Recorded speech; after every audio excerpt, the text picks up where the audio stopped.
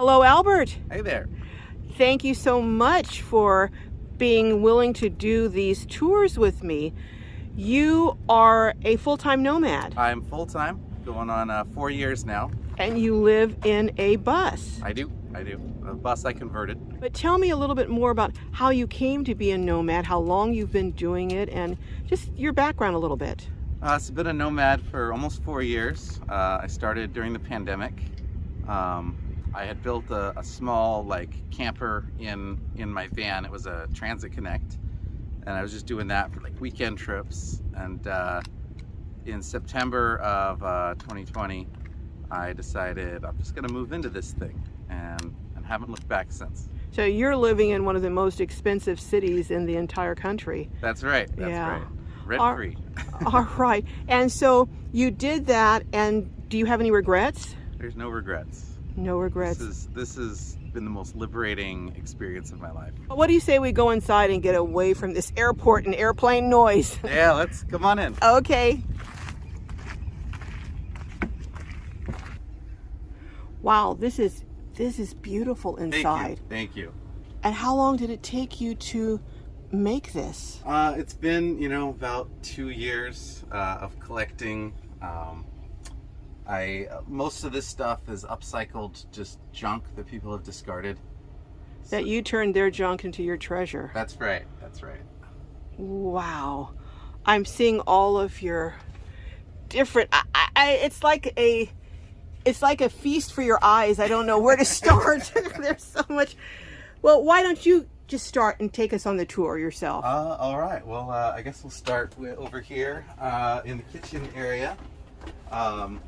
So this is an old 60s or 70s gas stove that was a freebie on Craigslist. Had to clean it up, get it working. But so it's propane? Yeah, okay. It's on propane. Okay. I got a nice big sink here with hot and cold water. That sink is bigger than a lot of apartment sinks. Yeah, having a big sink was important to me when I built it. All the cabinets, these are just from the Habitat store, the Restore. Oh, you got these all at Habitat for Humanity. And then I had this butcher block laying around, so decided to make just a big, nice counter space on that side. That's beautiful. And then this is more of my pallet stuff. These are all sealed with resin. Okay. Wow. So you don't have to worry about water on that? Not at all, no. Okay. Then up here, it's just kind of storage. So this is kind of like my little bathroom vanity, just sort of, With a little mirror there for shaving? Yeah, gotta have your little shaving mirror. Yeah, so this is just a slide to access this storage, which is just kind of where I throw some random junk to play with for later. And then your refrigerator over here. Yeah. Oh, I made these magnets too. These are... Oh, so these are your magnets that you made? Yeah. Okay. So this is just a dorm fridge. I got a little latch on the side to keep it closed while moving around. Then there's storage up here as well. It's probably easier to come on this side. Okay. It's just so eclectic, and you would think with all of this random stuff placed together, you would think that it would look cluttered, but it doesn't. It just comes together like a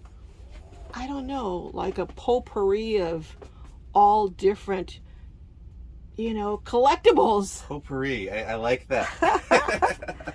So now this, how did you decide to use that? I love that. So that was almost entirely by accident. So my first bookshelf I had was just this particle board one I found in an alley, and it was kind of falling apart. So when I had that up here, I found this scrap metal, which is it's like an angle something for construction, and that helped brace it together.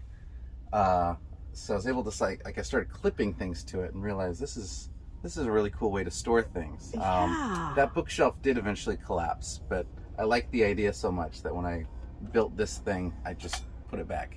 So you have carabiners holding your cups. Yeah, these are, I got these on Amazon, and they're just little camping cups with these built-in carabiners. Oh, they have they're built in? Yeah, it's built in, and the handle will go to the side for backpacking. Oh, or I whatever. love those. Yeah, thank you. You have so many little neat, just. Now, what is this extension cord for?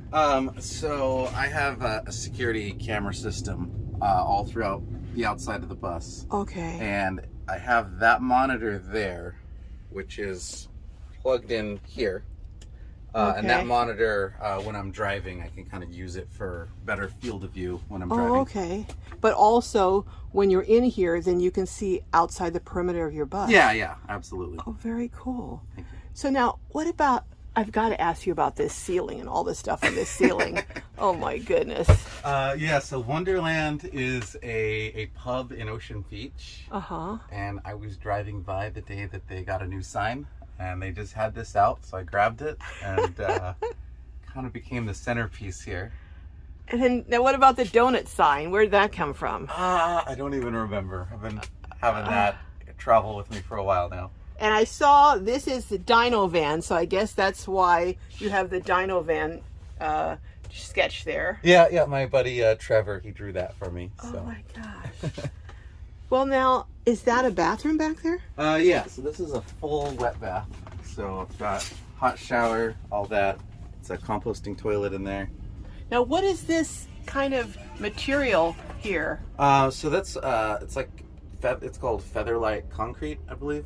Oh, so it's a form of concrete. Yeah, it's Okay. a really easy one to put on, and it's totally watertight. So you don't have to worry about tiles and all this and all that. Yeah, exactly. Now I could tile over that if I wanted to, but that's. Well, like, the main thing a is lot of just work. keeping it waterproof. Yeah. Now, can you tell me about this hot water tank back here? Yeah, so that is a Camp Lux propane hot water tank. It's battery powered. It uses 2D batteries for the igniter. It was on my last van, and I had it mounted externally, which is why it's so rusted and decrepit looking. Okay. But it still works. So. Okay, so you have on demand then hot and cold water. Yep, that's right. Okay, and speaking of water, what size is your water storage? So I have a 50-gallon freshwater, Okay. which is back here in the garage. And do you have a black tank or a gray tank? Yeah, there's 2 gray tanks. There's one on either side, and they're pretty small. It's like 20 gallons each. So. Well, I guess having the composting toilet, you actually don't need a black tank. Yeah. Okay. There's no need for a black tank, and. Now, I'd like to ask you about this floor. What is this floor? So this is a vinyl wood flooring, like the snap together ones. Someone was throwing them away, and I was just driving by, so I picked them up, and I actually ended up with enough of this to probably do 3 buses. So you're just an expert at collecting things on the cheap or free. That's the goal. Yeah, I mean the total investment in this bus, including buying it, tires, all the mechanical stuff I had to do, is still under 10 grand. Wow. So. Where will you get a home for under 10 grand? In San Diego. Exactly. And then not pay rent. Now, this is your bed, I presume? No, this is actually just a couch. It can make into a dinette, so this is... can make into... Can you show me how it makes into a dinette? Yeah, give me a second. Taking the pillows and cushions off, and then let's see how you're going to convert it into a dinette. Yeah, so this is just some U-channel aluminum that's I probably also found somewhere. So I made it where this just locks into that. And then we got this little system here that just locks onto.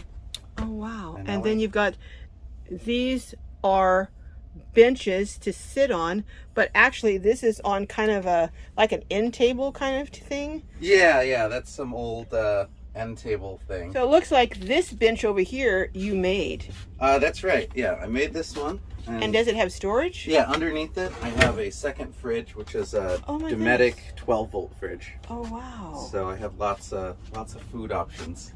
And, Well, and this can be a freezer as well. You can set it to either one. Oh my goodness. Now, if this is not your bed, then where's your bed? So this whole wall is a Murphy bed. Get out of here. This will fold down, and I have a full size mattress in there. Would it be too much trouble to ask you to show me that? Yeah, I can show you for sure. I see after you said it's a Murphy bed that there's a latch over here. So now I can see how that would be. Oh my goodness. And then there's the, oh, okay, latch up there. Yeah, there's a strap up there. Okay. And that's tied to the frame of the bus itself. So this I know I'm being a pain in the you-know-what, but I just know my viewers are going to want to see this if you wouldn't mind pulling it down. All right, so I got to start. I have to take all the cushions and stuff off. Okay. Because when it folds down, it actually rests on these benches. Now, do you ever just not feel like doing that and just sleep on the couch? I've done that a few times. Okay. It's pretty narrow. Oh, okay. But yeah, okay, well it's still comfortable enough to sleep on if I'm feeling really lazy. All right, so let's see how this is. All right.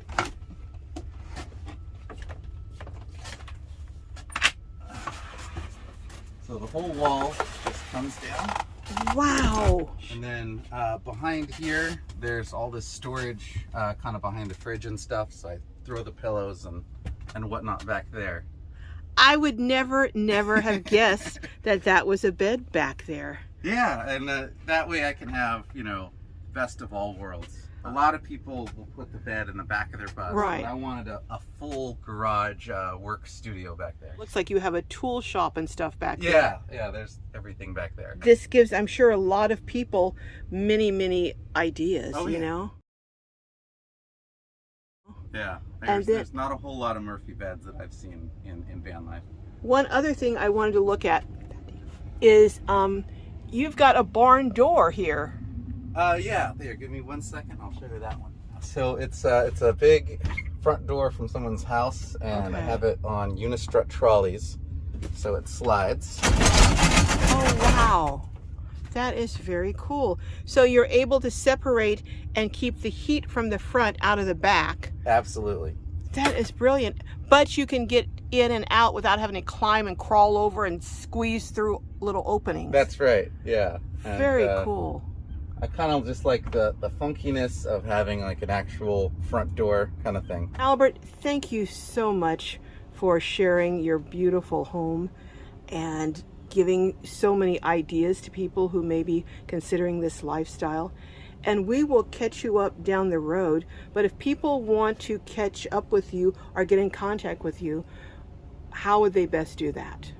So I have a website that's kind of a catch-all for everything that I do, and that's dinobreath.com. So it's DINOBREATH.com. Okay. And you'll have a link there to my teardrop company, to kind of some of the other projects and things I'm doing. So. Okay, well, I'll make sure and put that in the description for this video. And anyone who wants to reach Albert and have him again, as you saw in the original tour of his tiny camper, teardrop camper, he can build custom builds for you. That's right. All right. And can you show your, just before we leave, can you just show your spice rack real quick? Absolutely. So we have the spices here. I found out that Albert is quite the cook. So if you're interested in seeing a video with Albert cooking, let me know, and maybe Albert will agree to that. Oh, maybe. Okay, well, we'll see you down the road. Bye, Albert. Bye, Diablo. Until next time. All right, see ya.